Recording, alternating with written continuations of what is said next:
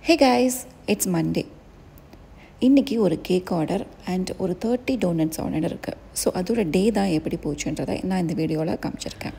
கேக்கு வந்துட்டு எனக்கு டியூஸ்டே தான் டெலிவரி, அதுவும் ஈவினிங் தான் டெலிவரி. ஸோ அதனால் அதை கொஞ்சம் பொறுமையாக பண்ணிக்கலான்னு சொல்லிட்டு, பட் டோனட் வந்துட்டு எனக்கு ஒரு 11 o'clockலாம் கொடுக்கணும். அதனால் மார்னிங் ஒரு 4 o'clock எழுந்து பட்டர் எல்லாத்தையும் வெளியே எடுத்து வச்சுட்டு அகெயின் 5 o'clock வேக்கப் பண்ணிவிட்டு, ஸோ மற்ற ஐட்டம்ஸ் எல்லாத்தையுமே மெஷர் பண்ணி நம்ம வந்துட்டு ஃபஸ்ட்டு கிரைண்ட் பண்ணிக்கணும். அப்புறமா எனக்கு வந்துட்டு ஒரு 2-3 சிஸ்டர்ஸ் வந்துட்டு கேட்டிருந்தாங்க, எனக்கு வந்துட்டு பேக்கிங் இது வந்துட்டு போடுங்க அப்படின்னு சொல்லிட்டு. ஸோ அதை நான் வந்துட்டு ரொம்ப சீக்கிரம் அப்டேட் பண்ணுறேன். இது எல்லாமே நான் வந்துட்டு ஆர்டருக்காக பண்ணுறது, அதனால் மெஷர்மெண்ட்டோ இல்லை கரெக்டான எதுவோ கொடுக்க முடியாது. அது மட்டும் இல்லாமல் நானே வந்துட்டு வீடியோ எடுத்து நானே எடிட் பண்ணி எல்லாமே பண்ணுறதுனால சுத்தமாக என்னால் வந்துட்டு கரெக்டான ஆங்கிள் வச்சு பண்ண முடியல. கண்டிப்பாக நான் வந்துட்டு ஒரு நாள் ரெசிபி வீடியோவாக நான் என்னோடய கிச்சன் எய்டு வந்துட்டு ரொம்ப சின்ன கிச்சன் எய்டு தான். ஸோ அதனால் நான் ஒரு 250 கிராமுக்கு மேலே போட்டாலோ இல்லை 300 கிராமுக்கு மேலே போட்டாலோ வந்துட்டு ரொம்ப ஷேக் ஆகிட்டு ரொம்ப சூடாகிடும் மிஷின். அதனால் நான் வந்துட்டு இது வந்துட்டு மினிமம் ஒரு 450 கிராம் அந்த மாதிரி இருந்தது. அதனால் நான் வந்துட்டு டவ் வந்து டிவைட் பண்ணிவிட்டு அதுக்கப்புறமா ஆட் பண்ணேன். நம்ம கையில் பண்ண வேண்டிய எல்லா வேலையும் இந்த கிச்சனே பண்ணிவிடும். ஸ்லாப் பண்ணுறது, அதுக்கப்புறமா நீட் பண்ணுறது எல்லாமே அழகாக ஸ்டெப் பை ஸ்டெப்பாக அதுவே பண்ணிவிடும். நமக்கு அது பார்க்குறதுக்கே ரொம்ப அழகாக இருக்கும். இப்போ வந்து மாவை வந்து ஸ்லாப் பண்ணிகிட்ருக்கு பட்டரை எடுத்து. அதுக்கப்புறம் ரெடியானோடனே இதை நம்ம டக்கின் பண்ணிவிட்டு நம்ம வந்துட்டு நல்லா ப்ரூஃபிங்க்கு வைக்கணும். ஒரு 1/2 hour to 45 minutes வச்சோன்னா நல்லா வந்துட்டு ஃப்ளஃபியாக வரும்.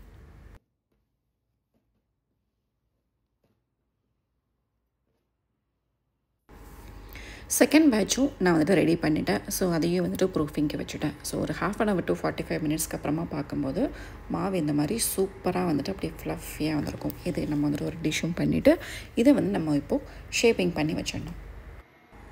இதில் இருக்கிற ஏர் பபிள்ஸ் எல்லாத்தையுமே வந்துட்டு நாக் அவுட் பண்ணணும். அப்போ தான் வந்துட்டு நமக்கு ஏர் பபிள்ஸை ஃப்ரை பண்ணும்போது நமக்கு அந்த ஒரு கிறிஸ்பினஸ் வராது. ஸோ அதனால் நம்ம வந்து நல்லா நாக் அவுட் பண்ணிவிட்டு ஏர் பபிள்ஸ் எல்லாத்தையுமே எடுத்துடணும். ஸோ நாக் அவுட் முடித்த உடனே இந்த மாதிரி நான் வந்துட்டு பட்டர் ஷீட்டை இந்த மாதிரி ரெடி பண்ணி வச்சுருந்தேன். ஸோ இதில் நம்ம இப்போ கரெக்டாக ஒரு 30 to 40 கிராம் எடுத்துகிட்டு இந்த ஷீட் மேலே நம்ம வச்சு அகெயின் வந்துட்டு ஒரு 1 hour to 2 hours வந்துட்டு நம்ம அகெயின் ஒரு ப்ரூஃபிங் வைக்கணும். டோனட் பண்ணுறது ரொம்ப ரொம்ப ஈஸி தான். எப்போவுமே பேக்கிங் பண்ணும்போது பேஷன்ஸ் வந்துட்டு ரொம்ப ரொம்ப இம்பார்ட்டண்ட். கொஞ்சம் நேரம் நம்ம வந்துட்டு ஓகே நம்ம சீக்கிரமாக முடிக்கணும் அப்படின்னு நினச்சோன்னா முடியவே முடியாது. ரொம்ப பேஷன்ஸாக இருந்தால் மட்டுமே நம்ம வந்துட்டு கரெக்டான கன்சிஸ்டன்சியை வந்துட்டு ரீச் பண்ண முடியும். அப்படிங்கிறத வந்துட்டு நான் 11ல் படிக்கும்போது லேர்ன் பண்ணிக்கிட்டேன். இப்போ நான் இங்கே ப்ராக்டிக்கலாக பண்ணும்போதும் ஒவ்வொரு மிஸ்டேக்ஸ் பண்ணும்போதும் ஓகே பேக்கிங்கில் வந்துட்டு பேஷன்ஸ் ரொம்ப இம்பார்ட்டன்றதை நான் வந்து தெரிஞ்சுக்கிட்டேன். ஸோ ஷேப்பிங் எல்லாத்தையுமே பண்ணியாச்சு. இப்போ நான் இதை வந்துட்டு ப்ரூஃபிங்க்கு வைக்க போகிறேன். நம்மக்கிட்ட ப்ரூஃபிங் மிஷின் இருந்ததுன்னா ரொம்ப ஈஸியாக அந்த வேலையை வந்துட்டு பண்ணிடும். பட் நம்மக்கிட்ட ப்ரூஃபிங் மிஷின் இல்லாதனால இந்த மாதிரி நான் அவனுக்குள்ளே வந்துட்டு வச்சுடுவேன். அதுக்கு கீழே வார்ம் வாட்டரை வந்துட்டு வச்சுட்டேன்னா நல்லா வந்துட்டு சூப்பராக அப்படியே ஸோ இந்த மாதிரி நல்லா ஃப்ளஃபியானதுக்கப்புறமா நம்ம அகெயின் வந்துட்டு டோனட் ஷேப்புக்கு அதை கட் பண்ணி எடுக்கணும். ஸோ என்கிட்ட வந்துட்டு கட்டர் இருக்குது. அந்த கட்டரை வச்சு நடுவில் இருக்கிற பாட்டை வந்துட்டு கட் பண்ணி எடுத்துகிட்டு டூத் பிக்கை வச்சு நம்ம அந்த பாட்டை வந்துட்டு எடுத்து வெளியே வச்சிடலாம். ஸோ அந்த மாதிரி பண்ணும்போது என்னென்னா நமக்கு இந்த மாதிரி ஒரு டோனட் ஷேப்பு கிடச்சிடும். ஸோ இந்த மாதிரி கட் பண்ணாததை வந்துட்டு பர்லைனர்னு சொல்லுவாங்க. ஸோ அது அந்த ஷேப்பும் நான் இன்றைக்கி பண்ண போகிறேன். அப்புறமா நம்ம டோனட் ஷேப்பும் இன்றைக்கி பண்ண போகிறேன். ஸோ எல்லாமே ரெடி ஆகிடுச்சு. இது அகெயின் வந்துட்டு நல்லா டபுள் சைஸ் ஆகிற வரைக்கும் வைக்கணும். அதுக்குள்ளே வந்துட்டு நான் வந்துட்டு சாக்லேட் வந்துட்டு மெல்ட் பண்ணி ரெடி பண்ணி வச்சுடுவேன். ஸோ சாக்லேட் பண்ணுறதுக்கு சாக்லேட் அண்ட் க்ரீம் ரெண்டுமே வந்து சேம் மெஷர்மெண்ட்டில் எடுத்துகிட்டு அதை டபுள் பாயில் வச்சு நம்ம ரெடி. ஸோ அவ்வளோதான், எல்லாமே ரெடி ஆகிடுச்சு. ஸோ டோனட்டை வந்துட்டு இந்த மாதிரி ஒவ்வொன்றா போட்டு நம்ம கரெக்டாக ஒரு 165 டிகிரி செல்சியஸில் ஆயில் வந்துட்டு ஹாட்டாக இருக்கணும். ஸோ அந்த ஹாட்டுக்கு தகுந்த மாதிரி எல்லாத்தையுமே 1 by 1 நம்ம ஃப்ரை பண்ணி எடுத்துக்கலாம். ஸோ இது ஒரு டைப்பு. நம்ம வந்துட்டு பேக்கிங் ஷீட்டு வச்சும் பண்ணலாம். பட் நெக்ஸ்ட்டு டைம் நான் வந்துட்டு பேக்கிங் ஷீட்டை வேஸ்ட் பண்ணாமல் எந்த மாதிரி பண்ணலாங்கிறத திங்க் பண்ணி அந்த மாதிரி நம்ம பண்ணணும். ஸோ நம்ம வீட்டில் பண்ணும்போது ஒவ்வொரு டோனட்டும் ஒவ்வொரு ஷேப்பில் வந்துட்டு வரும். ஸோ அதுக்குன்னு ரிங்ஸ் வச்சு பண்ணோன்னா கரெக்டாக வரும். ஸோ நம்ம வீட்டில் தானே ஹோம் பிஸ்னஸ் தான் பண்ணுறோம். அதனால் வந்துட்டு ரொம்ப பர்ஃபெக்ஷனாக என்னால் பண்ண முடியலை.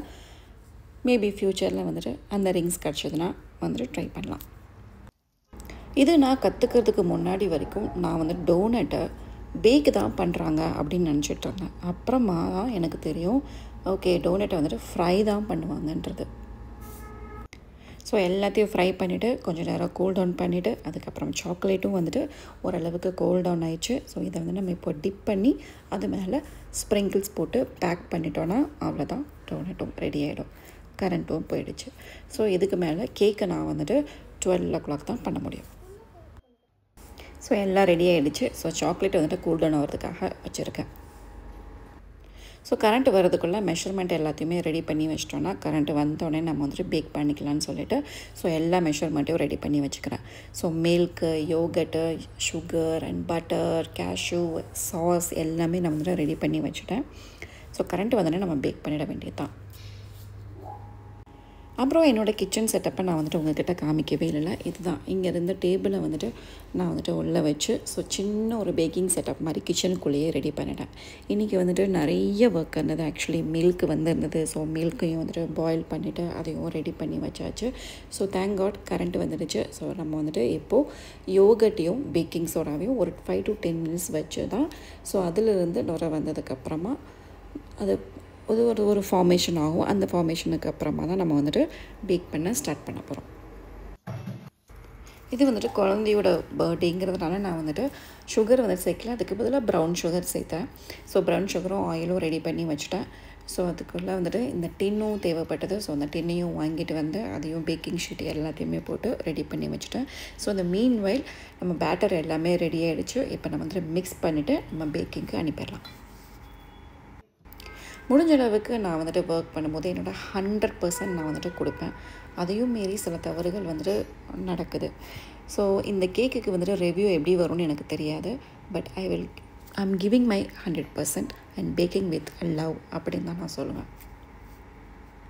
எப்போவுமே நான் வந்துட்டு பேக் பண்ணும்போது இப்போ குழந்தையோட கேக்கு வருது, இல்லை குழந்தைங்களுக்கு வந்துட்டு நம்ம டோனட் தரோம், இல்லை குழந்தைங்களுக்கு வந்துட்டு நம்ம ப்ரௌனி தரோம் அப்படின்னா ஏன் குழந்தைக்கு நான் எப்படி பண்ணுவேன், நான் என்ன மாதிரி இன்க்ரீடியன்ட்ஸ் வந்துட்டு யூஸ் பண்ணுவேன், இதில் வந்துட்டு இதெல்லாம் போடக்கூடாது. ஸோ அதெல்லாம் நான் வந்து ரெசிபி புக்கில் இருக்கிறத வந்துட்டு ரிமூவ் பண்ணிவிட்டு எனக்கு தெரிஞ்ச மாதிரி எனக்கு எப்படி ஹெல்த்தியாக பண்ணணுமோ அந்த மாதிரி தான் நான் வந்துட்டு எப்போவுமே வந்துட்டு பண்ணுறேன். ஸோ லம்ஸ் இல்லாமல் எல்லாத்தையுமே கிளியர் பண்ணிவிட்டு ஸோ பேக்கிங்கும் வந்துட்டு அனுப்பிட்டேன். ஸோ பார்க்கலாம் அது எப்படி வருதுன்னு.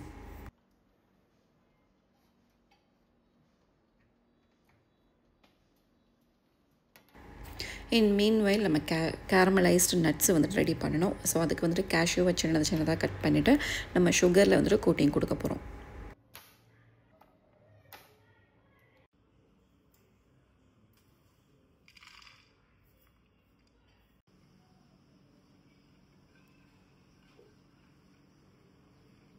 ஸோ இன்றைக்கி ஆஃப்டர்நூன் லஞ்சுக்கு பார்த்திங்கன்னா ரொம்ப ஈஸியாக வந்துட்டு பண்ணிட்டேன். Lemon rice and masala egg, carrot. So இதுதான் என்னோடய லஞ்சு. ஸோ அது எல்லாத்தையுமே முடிச்சுட்டு ஸோ நம்ம வந்துட்டு அதுக்கப்புறமா ஒரு கேரமலைஸ்டு சாஸ் இருந்தது. ஸோ அதையும் வந்து நம்ம ரெடி பண்ணி வச்சுக்கணும்.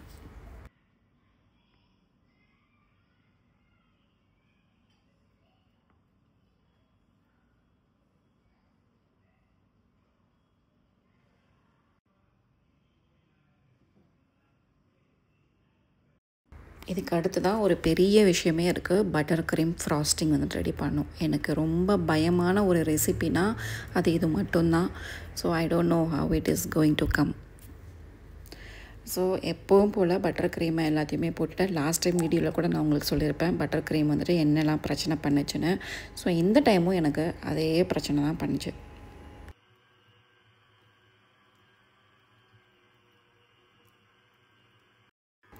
So for so good.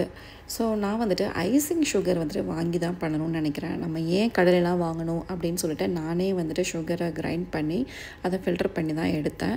So சைடில் வந்துட்டு என்னோடய பேட்டர் கேக்கும் வந்துட்டு ரெடி ஆகிடுச்சு. ஸோ கேக்கு நல்லா கூல்டவுன் ஆனோடனே நம்ம வந்துட்டு இதை கட் பண்ணி எடுத்துக்கலாம். Cake, sauce and caramelised cashew and butter cream எல்லாமே ரெடி. இப்போ நம்ம இதை வந்துட்டு அசம்பிள் பண்ணிக்கலாம்.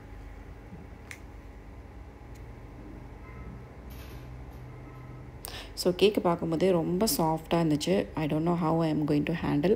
ஸோ என்னால் வந்துட்டு அசம்பிள் பண்ணுறத வீடியோவை எடுக்க முடியல. ஏன்னா வந்துட்டு என்னோடய நடுவில் இருக்கிற பார்ட்டு வந்துட்டு உடஞ்சிருச்சு. ஸோ அது எல்லாத்தையுமே இந்த பட்டர் க்ரீம் போட்டு ரெடி பண்ணி அசம்பிள் பண்ணிட்டேன். ஸோ அசம்பிள் எல்லாம் பண்ணதுக்கப்புறமா எல்லாத்தையுமே க்ளீன் பண்ணி வச்சுட்டேன். அதுக்கப்புறமா கொஞ்சம் நேரம் அதை வந்துட்டு ஃப்ரிட்ஜில் வச்சுருந்துட்டு கொஞ்சம் நல்லா சில் அவுட் ஆனதுக்கப்புறமா தான் மற்ற டிசைன்ஸ் எல்லாமே பண்ணணும்.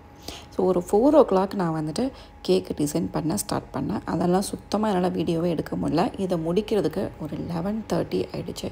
என்னோடய ஹஸ்பண்ட், நான், தீக்ஷிக்குட்டி எல்லாருமே வந்துட்டு பண்ணோம்.